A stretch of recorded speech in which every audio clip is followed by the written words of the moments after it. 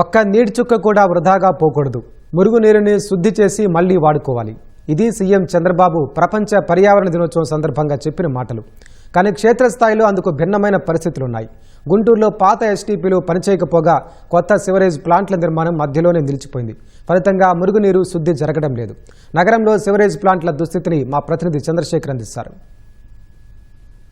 గుంటూరు నగరపాలక సంస్థ పరిధిలో మురుగునీటి శుద్ధి ప్రక్రియ ప్రహసనంలా మారుతోంది. నగరంలోని వివిధ ప్రాంతాల నుంచి ఉత్పత్తి అయ్యేటువంటి మురుగునీరు 100 నుంచి 120 మిలియన్ లీటర్లు రోజుకు ఉత్పత్తి అవుతోంది. అయితే ఆ వస్తున్నటువంటి మురుగునీటి అంతా కూడా శుద్ధి చేసేటువంటి సౌకర్యాలు అయితే నగరపాలక సంస్థ పరిధిలో లేవు. కేవలం కొన్ని దశాబ్దాల క్రితం ఏర్పాటు చేసినటువంటి 33 MLD కెపాసిటీ ఉన్నటువంటి ఈ మురుగునీటి శుద్ధి ప్రక్రియకు సంబంధించిన ప్లాంట్ మాత్రమే ప్రస్తుతం గుంటూరు నగరపాలక సంస్థ పరిధిలో అందుబాటులో ఉంది. ఇది కూడా పాత టెక్నాలజీ కావడంతో పూర్తి స్థాయిలో ఆ సామర్థ్యం మేర పనిచేయటం లేదు. దీని కారణంగా ఆ మురుగునీటి శుద్ధి ప్రక్రియ అయితే పూర్తి స్థాయిలో నగరంలో జరగనటువంటి పరిస్థితి ఏర్పడింది. నగరపాలక సంస్థ పరిధిలో ఎప్పుడో ఏర్పాటు చేసినటువంటి ఈ ప్లాంట్ స్థానంలో కొత్త ప్లాంట్ కూడా ఏర్పాటు చేయాలని చెప్పేసి గతంలో టీడీపీ ప్రభుత్వం అధికారంలో ఉన్నప్పుడు కూడా ప్రతిపాదనలు సిద్ధం చేసి నగరంలో యూజీడీ నిర్మాణానికి కూడా శ్రీకారం చుట్టారు. అప్పుడు ఈ యూజీడీ నిర్మాణంలో భాగంగా 5 చోట్ల ఈ మురుగునీటి శుద్ధి ప్లాంట్లు కూడా ఏర్పాటు చేసేందుకు కూడా సంకల్పించారు. దానికి సంబంధించి నిర్మాణ పనులు కూడా జరుగుతున్నాయి. ఒక ప్లాంట్ను రింగ్ రోడ్ పరిధిలో ఒక ప్లాంట్ అయితే పూర్తి అయిపోయినప్పటికీ మరో 4 ప్లాంట్ కూడా వివిధ దశల్లో కూడా ఆగిపోయినటువంటి పరిస్థితి.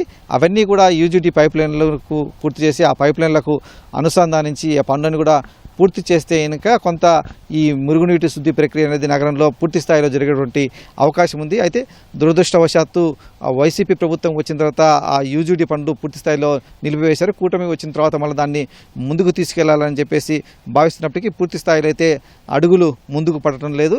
నగరంలో వస్తున్నటువంటి మురుగునీటి అంతటా కూడా ఒక శాస్త్రీయమైనటువంటి ప్రక్రియలో ఇంకా శుద్ధి చేసి ఆ తర్వాత కాలువల్లోకి వదిలితే కనుక కొంత పరిశుభ్రమైనటువంటి వాతావరణం ఉంటుంది. ఎస్టీపీలలో శాస్త్రీయంగా శుద్ధి చేసినటువంటి నీటిని మనము పంట పొలాలతో పాటు ఏదైనా ఇళ్లలో అవసరాల కోసం కూడా ఉపయోగించుకోవచ్చు అని చెప్పేసి నిపుణులు చెప్తున్నారు. ఆ దిశగా ఎస్టీపీలు పనిచేయాల్సి ఉంటుంది. అంటే కొత్త సాంకేతిక పరిజ్ఞానం అయితే ఆ స్థాయిలో పనిచేస్తుంది.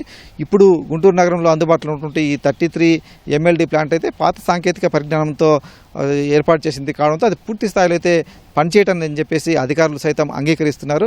ప్రస్తుతానికైతే ఈ పాత ప్లాంట్ను కూడా కొంత మరమ్మతులు చేసి కొంత వినియోగంలోకి తీసుకొచ్చి ఈ 33 MLD కెపాసిటీని అయినా పూర్తి స్థాయిలో పనిచేసించే దిశగా కూడా అధికార యంత్రాంగం అయితే కొన్ని మరమ్మత్తు ప్రక్రియలు అయితే చేపడతామని చెప్పేసి కమిషనర్ మయూర్ అశోక్ వెల్లడించారు. మనకి ఒక ఎస్టీపీ సుద్దాపల్లి డోంకా రోడ్లో ఉంది. అది కొంచెం ఓల్డ్ ఎస్టీపీ కాబట్టి దీంట్లో ఇంకా మనకి ఒక కన్సల్టెంట్ ఎక్స్పర్ట్ హెల్ప్ తీసుకొని అది ఏ విధంగా రివైవ్ చేయాలి దాని మీద కూడా మనం వర్క్ చేస్తున్నాము. అదేవిధంగా అండర్ గ్రౌండ్ డ్రైనేజ్ భాగంగా 4 STPs మనకి అప్పుడు ముందు శాంక్షన్ అయ్యాయి. అది దాదాపు కొన్ని 50% అయ్యి కొన్ని 2-3 జస్ట్ గ్రౌండ్ అయ్యి పూర్తి వర్క్ కంప్లీట్ కాలేదు. ఈ అన్నీ కూడా కంప్లీట్ చేస్తే మనకి ఒక పర్మనెంట్ సొల్యూషన్ మన గుంటూరు నగరానికి వస్తుంది. కాబట్టి దీని మీద కూడా త్వరలోనే DPR ప్రిపేర్ చేసి గవర్నమెంట్కి పంపించడం జరుగుతుంది. గవర్నమెంట్ నుంచి శాంక్షన్ వచ్చిన రాగానే అది మనకి STP అదేవిధంగా అండర్ గ్రౌండ్ డ్రైనేజ్ కూడా పూర్తి చేస్తే మన గుంటూరు నగరానికి ఒక పర్మనెంట్ సొల్యూషన్ ఈ సీవేజ్ సమస్య పూర్తిగా పరిష్కారం చేయడానికి అవకాశం ఉంటుంది. ఆగిపోయినటువంటి యూజీడీ పనులను కూడా పూర్తి చేసే దిశగా కూడా నగరపాలక సంస్థ నుంచి ప్రభుత్వానికైతే ప్రతిపాదనలు వెళ్ళాయి. దీనికి సంబంధించి ప్రభుత్వం కూడా ఒక నిర్ణయం అయితే తీసుకోవాల్సి ఉంది.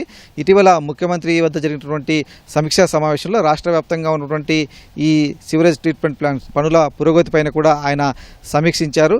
ఆ దశలోనే అన్ని ప్రాంతాల్లో అన్ని కార్పొరేషన్ల పరిధిలో ఉన్నటువంటి STPల పనితీరు కొత్త ప్లాంట్ల నిర్మాణ పురోగతిపైన కూడా సమీక్షించారు.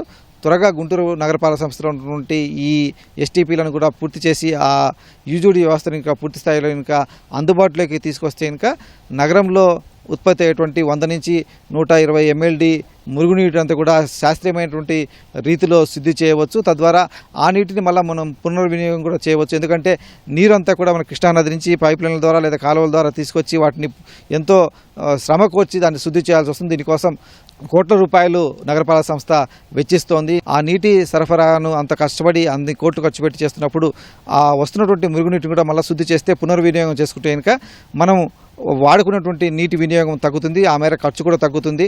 ప్రజలపైన కూడా కొంత భారం కూడా తగ్గుతుందని చెప్పేసి నిపుణులు విశ్లేషిస్తున్నారు. నగరపాలక సంస్థ ఉన్నతాధికారులు అయితే ఆ దిశగా అయితే చర్యలు తీసుకొని ఈ పాత ప్లాంట్ను పూర్తి స్థాయిలో వినియోగంలోకి తీసుకురావడంతో పాటు కొత్త ప్లాంట్ నిర్మాణం పూర్తి చేస్తే చూస్తే కనుక గుంటూరు నగరపాలక సంస్థ పరిధిలో పూర్తి స్థాయిలో ఒక ఆధునికమైనటువంటి యూజీడీ వ్యవస్థ అలాగే మురుగునీటి శుద్ధి ప్లాంట్ల వ్యవస్థ అయితే అందుబాటులోకి రానుంది. Over to studio.